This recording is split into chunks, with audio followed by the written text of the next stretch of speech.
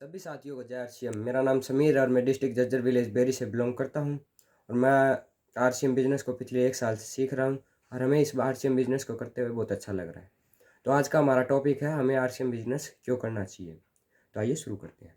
RCM business RCM एकमात्र ऐसी company है जो इंडिया में ही रह के इंडिया का पैसा इंडिया में रखती है। आरसीएम इसकी फुल फॉर्म क्या है?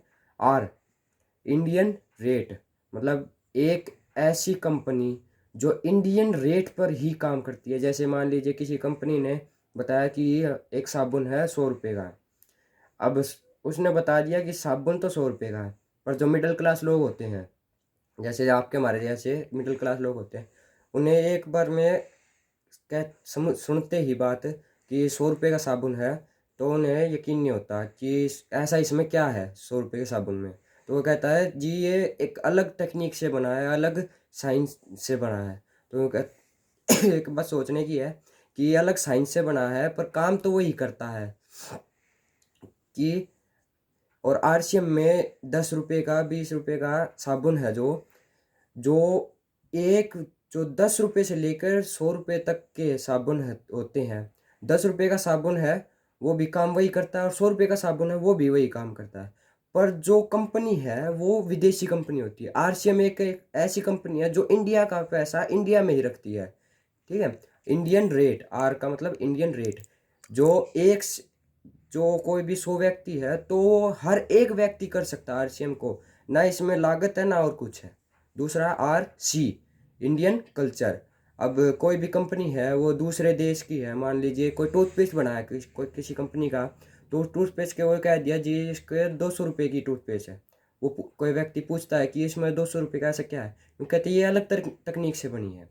अब वो यूँ कहता है जी ये थोड़ा सा लगाने पर ही काम कर देगी, जैसे जो नॉर्मल टूथपेस्ट होती है वो ज़्यादा लगानी पड़ती है। वो यूँ कहता है ये 200 रुपये की टूथपेस्ट है, ये थोड़ी सी लगाने में आपका काम हो जाएगा।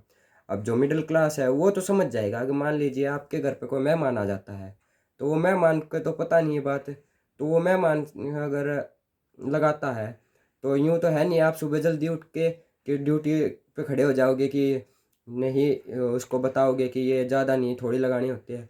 वो जो आपके घर पे रिश्तेदार आया है, जो भी कोई आया है मेहमान, वो गुस्सा हो जाएगा। वो गुस्से गुस्से में ये भी कह सकता है कि अब आप ही बता दो मैंने नहाने कितने पानी से है। तो आप ऐसा नहीं कर सकते वो। और जो आरसीएम है वो इंडियन कल्चर यानी जो हमारे देश में मौजूद होते हैं हर्बल चीज़ें होती है, जैसे नीम, लौंग, इलायची वगैरह जो भी होती है उनसे बनी होती है। इंडिया का पैसा इंडिया में रखती है, ये बात फिर से आ रही है, इंडिया का पैसा इंडिया में ही रखती है। तीसरा M, RCM Indian mentality. Indian rate, Indian culture और इंडियन मेंटेलिटी, ये तीनों चीज़ एक ही कंपनी में है और वो भी इंडिया के अंदर ही है।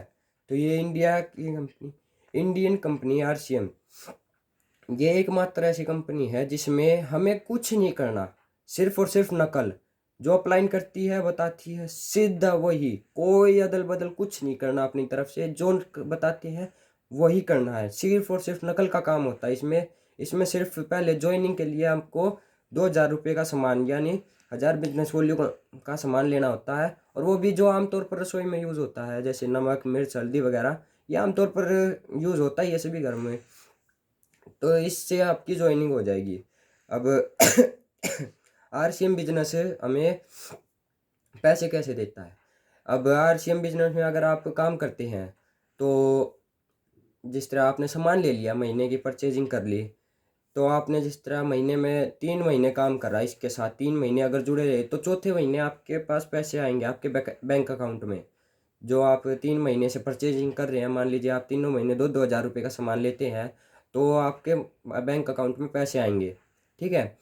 तो इससे हमारे बैंक अकाउंट में पैसे आएंगे।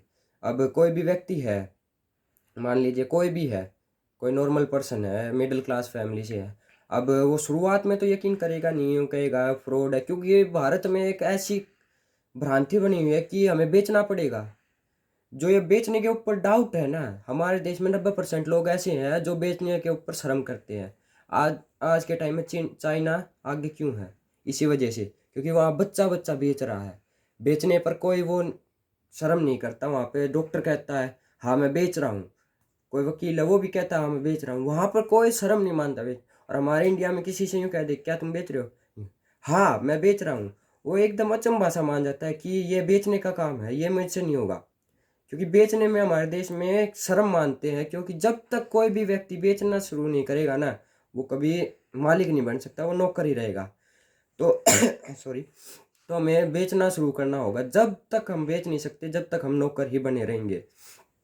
ठीक है, तो बगैर बेचे कोई भी व्यक्ति मालिक नहीं बन सकता, वो हमेशा नौकर ही रहेगा।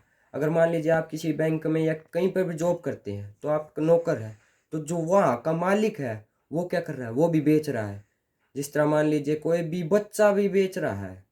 चीन के अंदर, चीन आज के टाइम पे सबसे ज़्यादा बेचने वाली कंपनी है, क्योंकि चीन के प्रोडक्ट वहाँ पे चीन के प्रोडक्ट देश देश में जा रहे हैं। क्यों?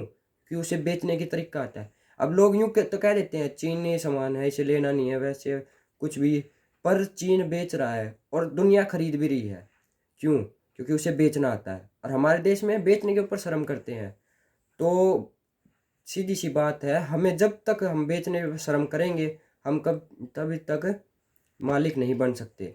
जिस दिन हमारे देश में अगर बेचने से शर्म करनी छोड़ दी, तो हमारे देश में नौकर नहीं मालिक ही पैदा होंगे। धन्यवाद। जय हिंद।